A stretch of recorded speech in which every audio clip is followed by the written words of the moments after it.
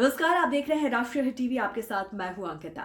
संसद में संविधान पर चर्चा शुरू हुई थी, जो कि बाबा साहेब अंबेडकर को लेकर शुरू हुए विरोध की भेंट चढ़ गई। संसद की बहस गेट की धक्का मुक्की में बदली और फिर सड़क से होते हुए थाने तक पहुंच गई। सफेद खादी को ब्रांड की तरह अपनाने वाली गांधीवादी कांग्रेस अचानक नीले रंग में रंग गई।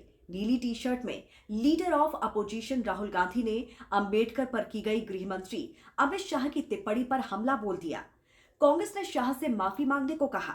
अंबेडकर को लेकर कांग्रेस के विरोध को देखकर अचानक बीएसपी एक्टिव हो गई। बीएसपी ने भी दलितों की अनदेखी का कांग्रेस पर आरोप लगाया। तो उधर सबसे बड़ी बात यह रही कि दलितों के युवा नायक के तौर पर उभरे चंद्रशेखर आजाद ने कांग्रेस के सुर से सुर नहीं मिलाए। उनकी संतुलित टिप्पणी रही, लेकिन उन्होंने भी शाह की ही तरह एक बड़ी बात कर डाली।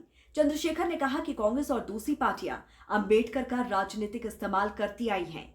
इधर बीएसपी प्रमुख मायावती के भतीजे आकाश आनंद ने भी कहा कि कांग्रेस ने नीले रंग को फैशन परेड की तरह इस्तेमाल किया है। राजनीतिक जानकार ये कह रहे हैं कि अंबेडकर के नाम का सिर्फ और सिर्फ राजनीतिक फायदे के लिए इस्तेमाल किया गया।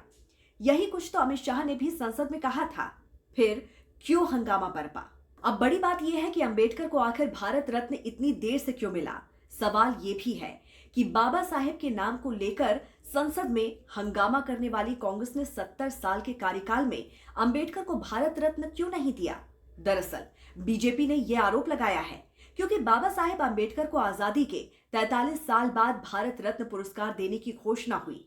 31 मार्च 1990 को तत्कालीन वीपी सिंह सरकार ने संविधान निर्माता डॉक्टर अंबेडकर को भारत रत्न दिया। आजादी के बाद 16 लोगों को मृत्यु के पश्चात भारत रत्न दिया गया। उन 16 लोगों में बाबा साहेब अंबेडकर का नाम भी शामिल है। हैरान करने वाली बात यह है कि संविधान निर्माता को मरणों उपरांत देश के सर्वोच्च पुरस्कार से सम्मानित किया गया, जबकि 48 लोगों को उनके जीवन काल में ही भारत रत्न से सम्मानित किया गया। 1955 में जवाहरलाल नेहरू और 1971 में इंदिरा गांधी को भारत रत्न दिया गया। इस दौरान कांग्रेस की देश में सरकार रही। बेहतर होता कि उनके जीवन काल में ही उन्हें अगर ये सम्मान दिया जाता तो उन्हें भी ये पता चलता कि देश उनका कितना कृतज्ञ है। कहा जाता है कि बीएसपी के संस्थापक कांशीराम ने ही उस वक्त वीपी सिंह सरकार पर दबाव डालकर डॉक्टर अंबेडकर को भारत रत्न दिलवाया। कांशीराम की पार्टी के तब 4 सांसद जीतकर संसद पहुंचे थे। उन्होंने वीपी सिंह सरकार को बाहर से समर्थन दिया था। इस बात की खुद पुष्टि बीएसपी प्रमुख मायावती ने साल 2019 में कन्नौज की रैली में किया था। बाबा साहेब भीमराव अंबेडकर सिर्फ संविधान निर्माता ही नहीं थे, बल्कि भारत की आजादी की लड़ाई में उन्होंने सक्रिय रूप से हिस्सा लिया था। जीवन भर वो सामाजिक भेदभाव के खिलाफ लड़ते रहे। आजादी के बाद उनकी भूमिका और भी महत्वपूर्ण हो गई जब उन्हें राष्ट्र के संविधान निर्माण का दायित्व सौंपा गया। तो इस पर आपकी क्या राय है, जरूर हमें बताइए कमेंट करके। जुड़े रहिए राष्ट्र हिट टीवी के साथ।